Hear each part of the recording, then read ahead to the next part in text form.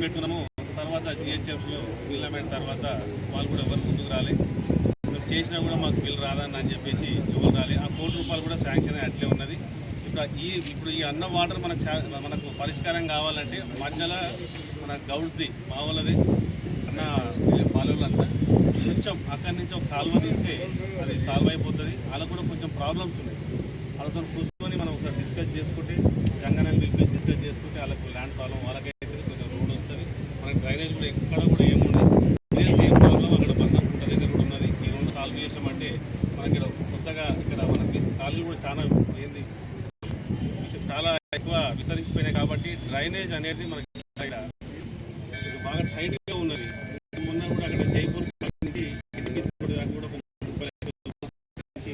Drainage వాళ్ళందరూ application చేస్తే అక్కడ ఇవ్వడం జరిగింది. మరి అది అవ్వాలి ఏమంటారంటే ఇక్కడ స్లోప్ ఆపని ఉండదని చెప్పేసి జిహెచ్ఎంసీ కదా మీ ఊరు కదా అని చెప్పేసి వాళ్ళు మనకే రివర్స్ క్వశ్చన్ చేసేది. కాబట్టి ఎక్కడ స్లోప్ ఉంటే అక్కడ మనం ఈ డైవర్ట్స్ అనేది ఈ డ్రైనేజ్ అనేది మనం ఖచ్చితంగా చేసుకోవాలి.